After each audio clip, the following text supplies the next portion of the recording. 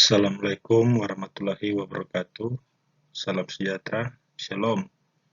Perkenalkan, nama saya Jainan Lohi dari Fakultas Ekonomi dan Bisnis, Magister Manajemen. Saya akan mencoba memaparkan tentang manajemen proyek dengan subtema penjadwalan proyek. Pertama kita masuk dengan apa itu manajemen proyek. Manajemen secara umum adalah suatu upaya untuk mencapai suatu tujuan dengan sumber daya seminimal mungkin. Sementara itu, proyek adalah rencana pekerjaan dengan suatu target pencapaian tertentu yang diselesaikan dalam rentang waktu tertentu.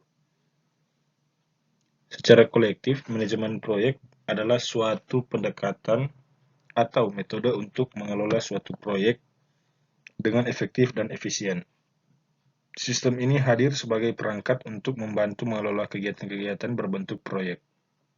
Misalnya, proyek konstruksi. Tanpanya, suatu proyek akan sulit dieksekusi baik dari segi biaya, waktu, atau bahkan kualitasnya. Definisi penjadwalan proyek. Perencanaan adalah proses yang mencoba meletakkan dasar tujuan dan sasaran termasuk menyiapkan segala sumber daya untuk mencapainya. Penjadwalan adalah proses untuk merencanakan durasi proyek. Penjadwalan proyek merupakan salah satu elemen hasil perencanaan yang dapat memberikan informasi tentang jadwal, rencana, dan kemajuan proyek dalam hal kinerja sumber daya berupa biaya, tenaga kerja, peralatan, dan material, serta rencana durasi proyek dan progres waktu untuk menyelesaikan proyek. Dalam proses penjadwalan, penyusunan kegiatan dan hubungan antar kegiatan dibuat lebih terperinci dan sangat detail. Hal ini dimaksudkan untuk membantu pelaksanaan evaluasi proyek.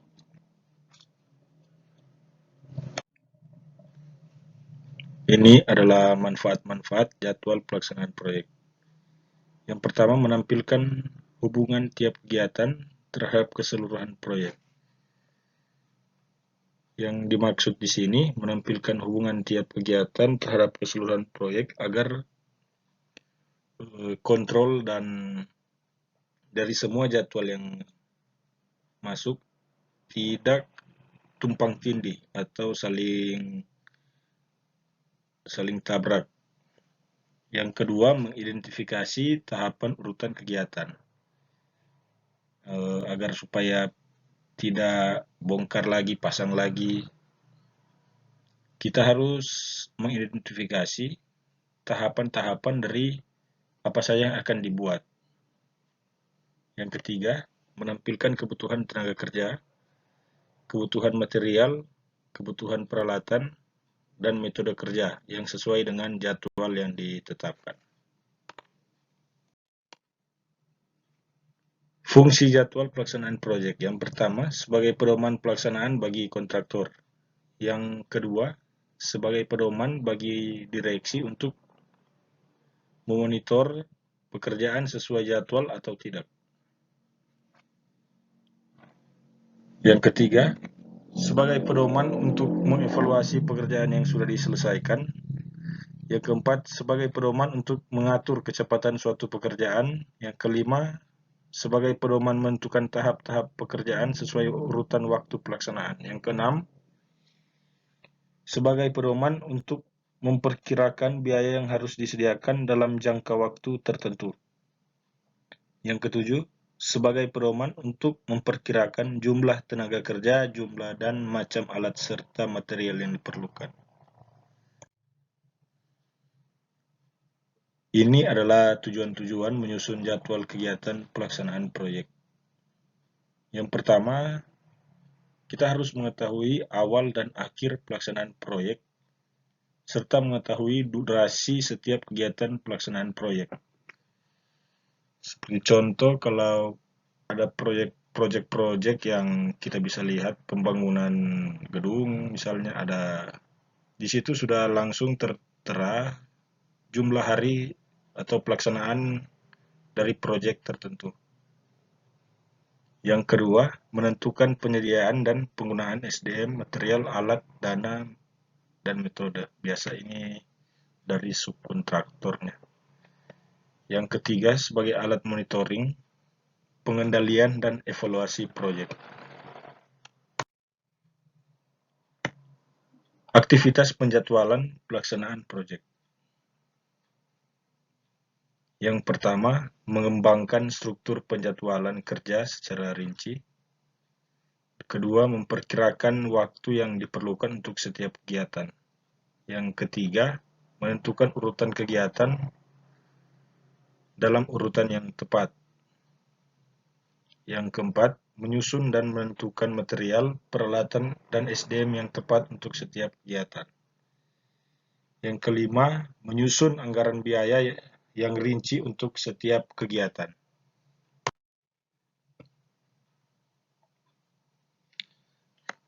Hal-hal yang perlu diperhatikan dalam menyusun jadwal pelaksanaan proyek. Yang pertama, secara teknis, jadwal yang disusun harus dapat dipertanggungjawabkan. Yang kedua, disusun berdasarkan perhitungan yang akurat, SDM, waktu, dan sumber daya dan biaya. Sesuai dengan sumber daya yang tersedia, sumber daya yang bisa didapatkan. Yang keempat, dibuat detail untuk bisa digunakan sebagai alat ukur hasil yang dicapai dan pengendalian kemajuan pelaksanaan proyek. Yang kelima, fleksibel terhadap perubahan yang mungkin terjadi. Yang keenam, dapat menampilkan kegiatan pokok yang kritis.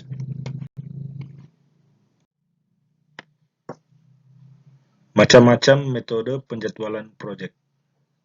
Nah, di sini ada metode-metode yang akan digunakan untuk sebuah penjadwalan dari proyek tertentu. Yang pertama ada bar chart, yang kedua network planning, yang ketiga PERT, yang keempat line of balance, yang kelima kurva S. Kita masuk dalam bagian pertama dulu, yaitu adalah bar chart atau Gantt chart. Bar chart ditemukan oleh Elgan dan Frederick Taylor dalam membentuk bagan balok. Panjang balok mempresentasikan durasi setiap kegiatan. Sekumpulan daftar kegiatan yang disusun dalam kolom arah vertikal dan kolom arah horizontal menunjukkan skala waktu. Saat awal dan akhir dari sebuah kegiatan dapat terlihat dengan jelas. Sedangkan durasi kegiatan digambarkan oleh panjangnya diagram batang. Keuntungan bar chart sendiri, yang pertama sederhana, mudah dibuat dan dipahami, sehingga sangat bermanfaat sebagai alat komunikasi dalam penyelenggaraan proyek. Digunakan untuk penjadwalan sederhana atau proyek yang kegiatannya tidak terlalu berkaitan atau hanyalah proyek kecil.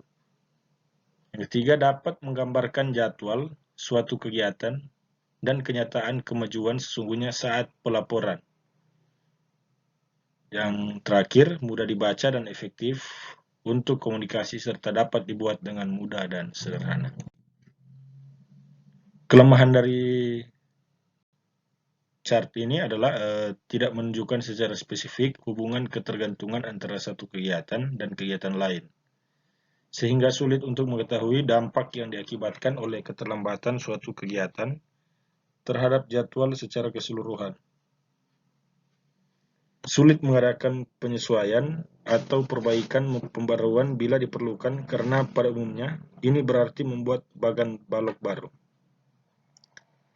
Tidak bisa secara eksplisit menunjukkan ketertarikan antara aktivitas dan bagian mana satu aktivitas berakibat pada aktivitas lain bila waktunya terlambat atau dipercepat, sehingga perlu diperlakukan modifikasi terhadap Gantt chart.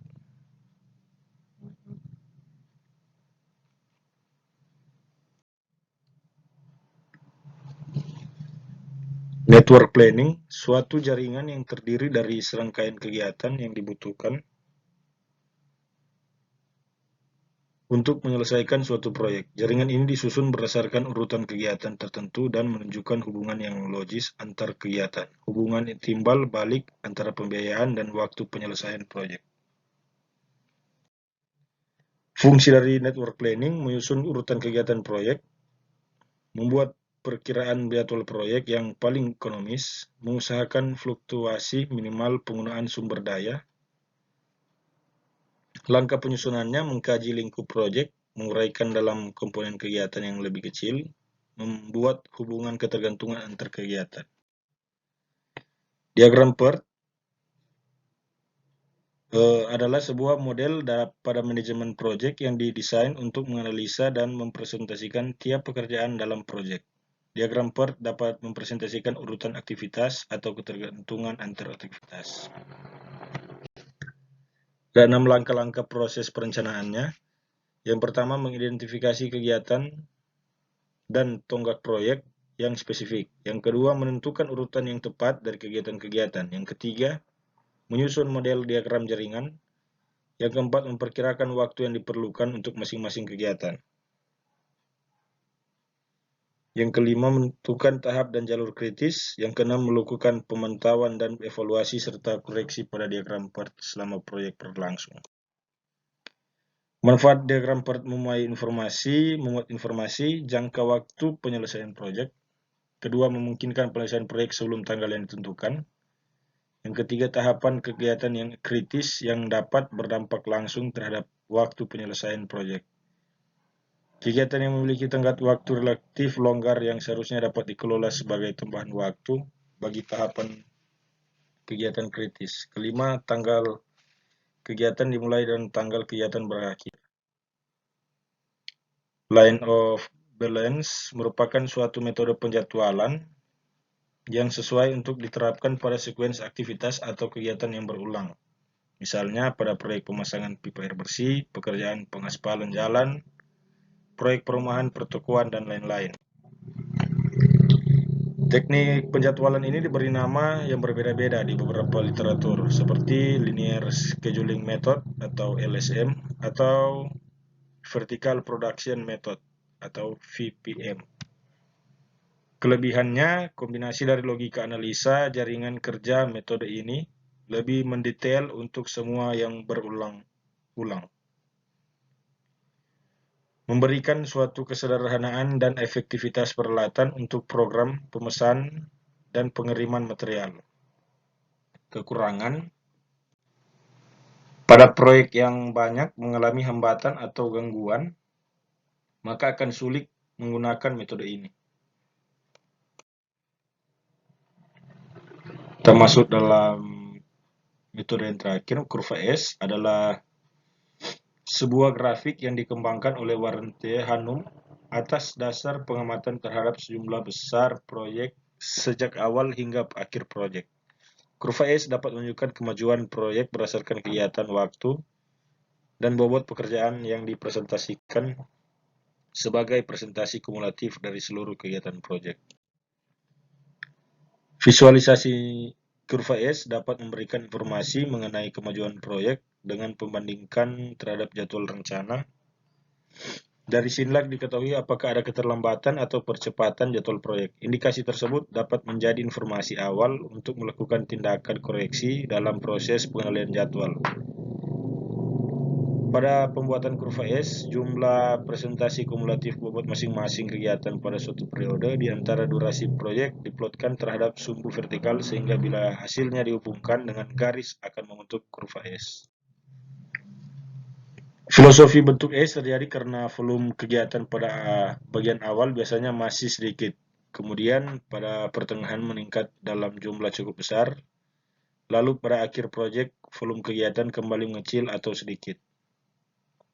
Pada penentuan bobot pekerjaan, pendekatan yang dilakukan dapat berupa perhitungan persentase, berdasarkan biaya per item, pekerjaan dibagi total anggaran atau berdasarkan volume rencana dari komponen kegiatan terhadap volume total kegiatan. Hal-hal yang perlu dicermati dari kurva S. Kurva S tidak selalu menggambarkan kemajuan fisik proyek aktual di lapangan. Kurva S tidak harus bentuknya seperti huruf S. Titik kritis pekerjaan memungkinkan terjadi keterlambatan, tidak selalu pada item pekerjaan yang berdasarkan perencanaan memiliki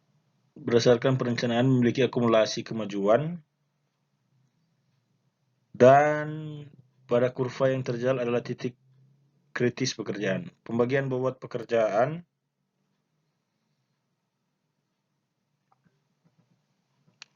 item pekerjaan. Dan terima kasih.